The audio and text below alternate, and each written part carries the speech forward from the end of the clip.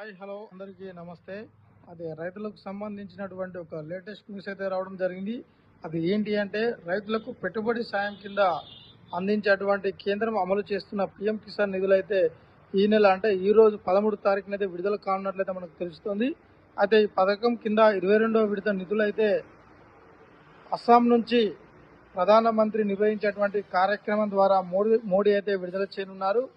అదే దేశవ్యాప్తంగా దాదాపు 9,32,00,000 మంది రైతులకైతే ఈరోజు ఖాతాలో 2,000 రూపాయల చొప్పున జమ కానున్నట్లు అధికారులు అయితే మనకు తెలపడం జరుగుతుంది. అయితే ఈ పిఎం కిసాన్ పథకాన్ని 2019లో మోడీ సర్కారు ప్రారంభించిన సంగతి అయితే మనకు తెలిసిందే. ప్రతి సంవత్సరం 3 విడతలుగా 2,000 రూపాయల చొప్పున మొత్తం 6,000 రూపాయలు అయితే రైతుల ఖాతాల్లో జమ అయితే చేస్తున్నారు.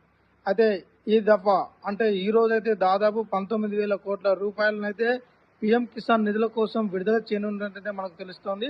అయితే ఈ పిఎం కిసాన్ నిధులకు సంబంధించిన డబ్బులు రైతుల ఖాతాల్లో జమ కావాలంటే రైతులైతే తప్పనిసరిగా ఈ కేవైసీ ప్రక్రియను అయితే పూర్తి చేయాల్సి అయితే ఉంటుంది. అయితే ఇది ముందుగానే ఈ కేవైసీ ప్రక్రియను ముందుగా పూర్తి చేసుకున్న వారికి మాత్రమే రైతుల ఖాతాల్లో డబ్బులు అనేది జమ అవుతాయి. అదేవిధంగా ఆధార్ కార్డుకు బ్యాంకుకు ఆధార్ కార్డు అనేది లింక్ అయి ఉండాలి. సో ఇది ఈ వీడియో ఫ్రెండ్స్.